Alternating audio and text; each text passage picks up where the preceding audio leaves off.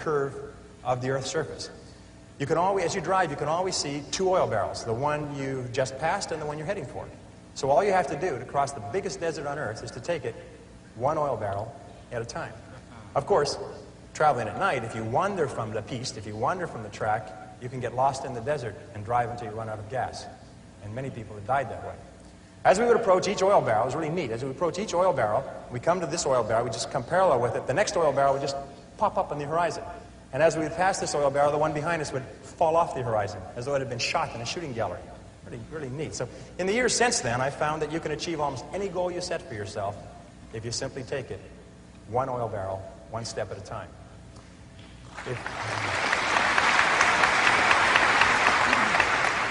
If you go as far as you can see, you will then see far enough to go further. Now the sun really became the enemy.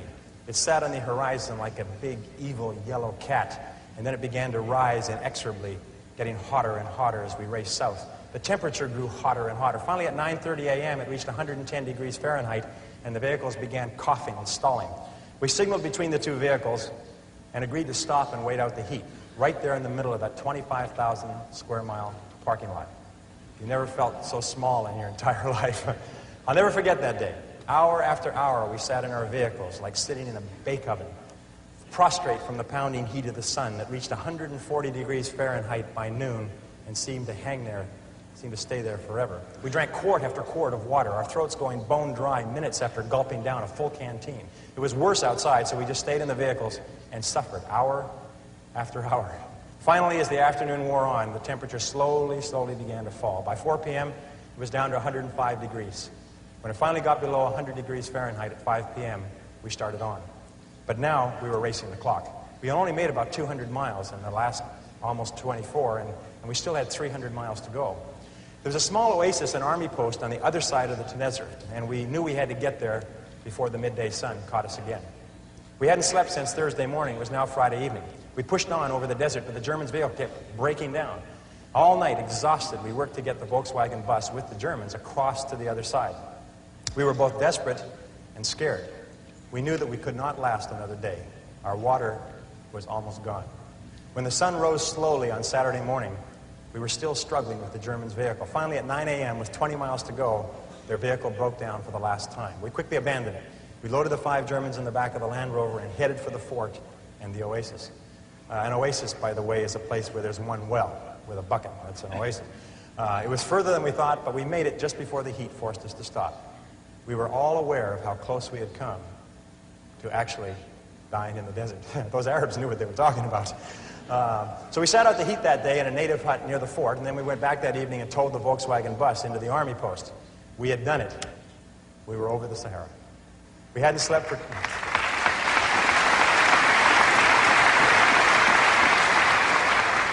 We hadn't slept for 2.5 days, but we had made it. Now, I won't go into the details of what happened on the rest of our trip across Africa, except to say that we did finally get to Johannesburg 2 or 3 months later. I won't trouble you with how we had to cross 2 countries illegally with the police and the army on orders to shoot to kill if they saw us. And I won't go into how we were almost killed under the boots and rifle butts of a mob of soldiers in the Congo. That was another close one. And I won't talk here about the experience of meeting and working with Dr.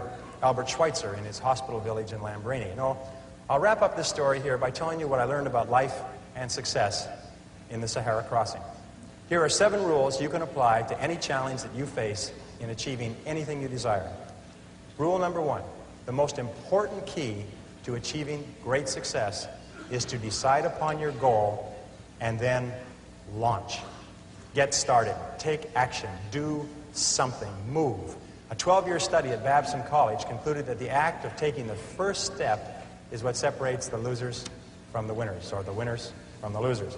We set out at the age of 20 with $300 each to cross 3 continents and travel 17,000 miles from Vancouver on the west coast to Johannesburg in southern Africa. And we made it in just under 12 months. But the most important step was the first one. All the rest followed from that. Number 2, once you've launched towards your goal, never consider the possibility of failure. The Germans have a saying, it's immer vorne, nie zurück. Immer vorne, nie zurück. And it means always forward, never backward. Always forward, never backward. Never consider the possibility of failure. Every person here is here because they refused to quit when the going got rough. Your ability to persist in the face of setbacks and disappointments is vital to all great achievement, and it's always a decision that you make. It's not the external environment, it's always the internal environment. Number 3, the biggest goal in the world can be accomplished if you just take it one oil barrel at a time. Thomas Carlyle once wrote that our great business is not to see what lies dimly at a distance, but to do what lies clearly at hand. The only time you will ever have is now. If you live every day, every hour, the best you can, the rest will take care of itself. As the Bible says, sufficient unto the day are the cares thereof. Number 4, watch out for the naysayers. The negative people around you are always telling you that you'll die in the desert. Get around positive people. Get around winners like people in this room. Fly with the eagles and refuse to listen to objections and reasons why you can't succeed. Someone once said that if every possible objection must first be overcome, nothing will ever get done. And truer words were never spoken. Number 5, welcome obstacles and difficulties as valuable and inevitable steps on the ladder of success.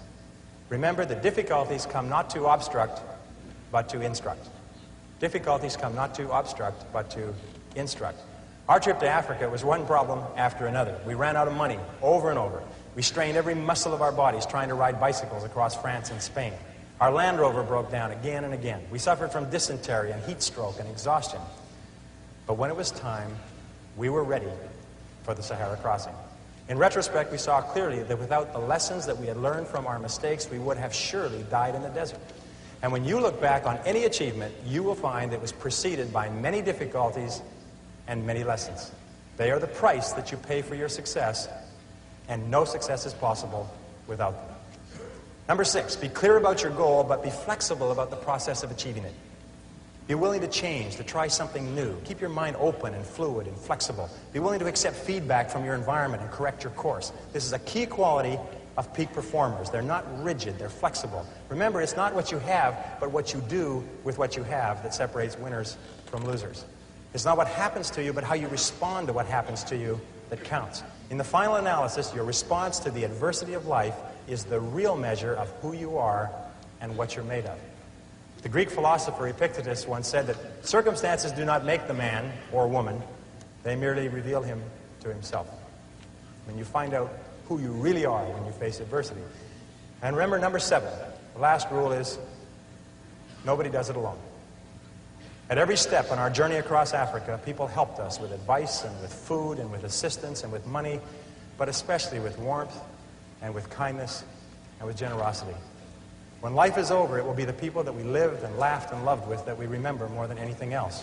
So don't be afraid to ask for help from others. It's a mark of strength and courage and character.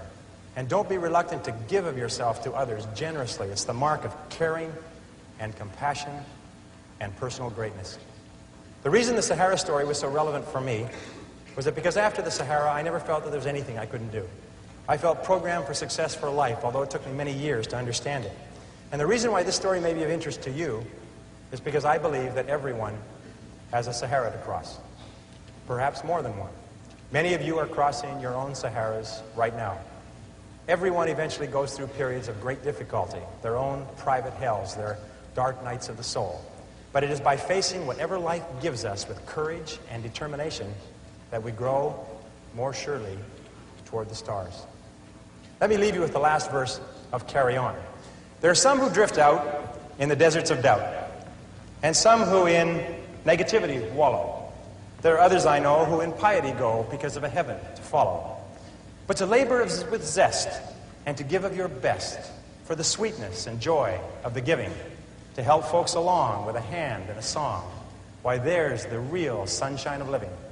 Carry on, fight the good fight and true. There's big work to do. Believe in your mission, greet life with a cheer. There's big work to do, and that's why you're here. Carry on, let the world be the better for you. So at last when you die, let this be your cry. Carry on, my soul, carry on. Ladies and gentlemen,